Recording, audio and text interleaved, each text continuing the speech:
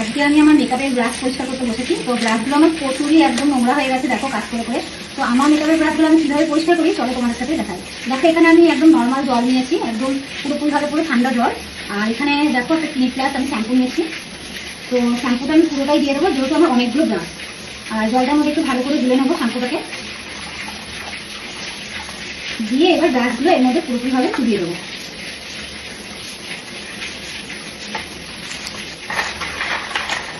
তো ব্রাশগুলোকে একটু কিছুক্ষণ ভিজিয়ে রাখতে হবে। তারপরে এরকম হাতে একটু এরকম কষলে কষলে গলে গলে একটু পরিষ্কার করে নেবো। তো ব্রাশের জলটা দেখো কতটা নোংরা মানে বেরিয়েছে, দেখো জলটা দেখলে তোমরা বুঝতে পারবে। এখানে আমি প্রায় 20 মিনিট এরকম ব্রাশগুলো একটু ভিজিয়ে রেখেছি। আর এরকম একটু হাত দিয়ে কষলে কষলে ধুয়ে নিলে তাহলে খুব ভালো হবে। আর জলটা দেখো, জলটা দেখলেই তোমরা বুঝতে পারবে যে ব্রাশগুলো কতটা পরিষ্কার হয়েছে।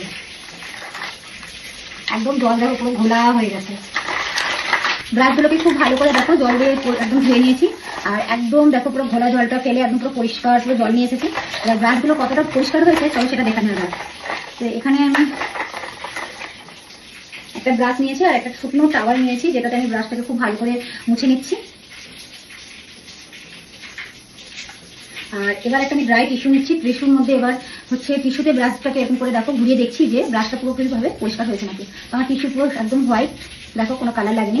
আমার ব্রাশে যা প্রোডাক্ট ছিল পুরোটাই পরিষ্কার হয়ে গেছে। তো তোমরা চাইলে এইভাবে ঘরে ব্রাশ পরিষ্কার করতে পারো মেকআপে।